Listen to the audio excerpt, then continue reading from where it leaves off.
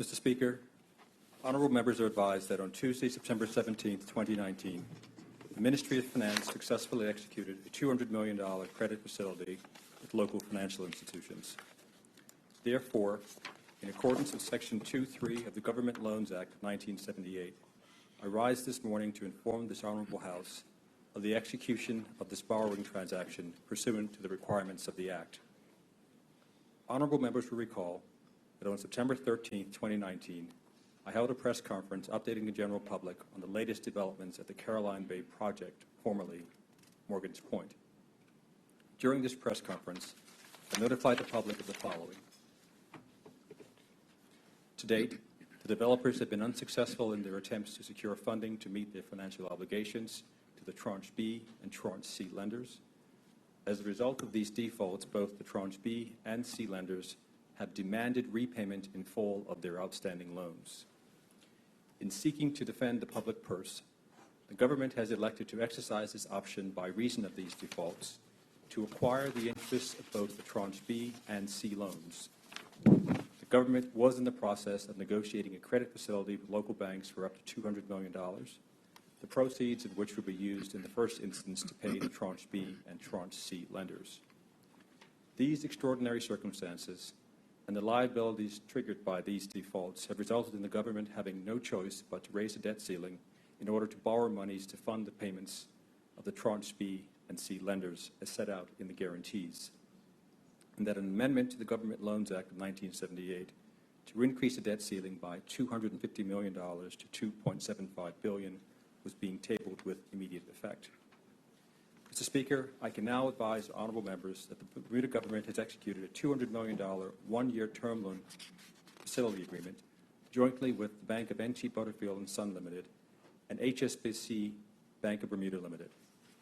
This facility is competitively priced at 4.25%, and it is satisfying that local financial institutions were supportive in providing government with its financing needs for this unfortunate matter.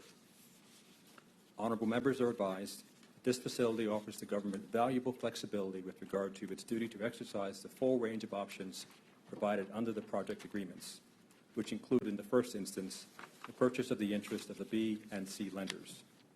The remaining proceeds will be used substantially to fund other costs associated with this matter.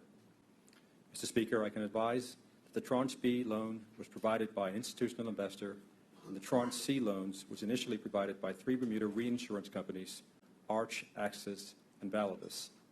Validus's portion has been acquired by Arch and Axis.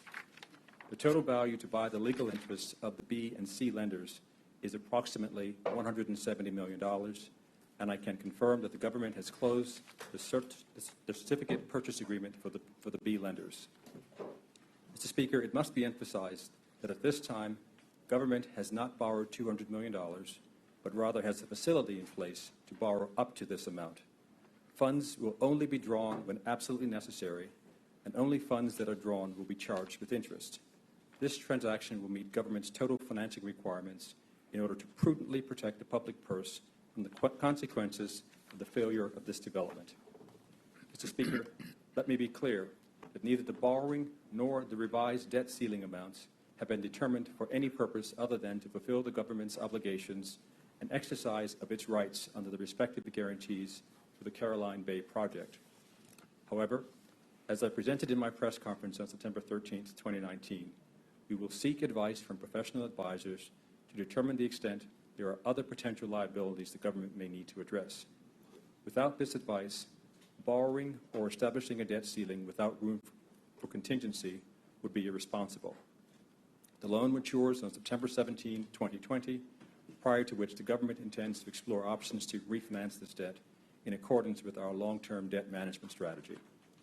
Mr. Speaker, if this facility were fully drawn, gross debt would stand at $2.78 billion, and net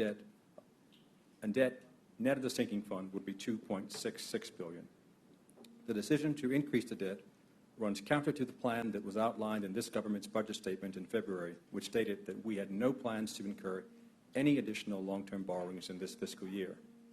While this turn of events was unplanned, our commitment to being prudent stewards of the public purse remain unchanged. Thank you, Mr. Speaker.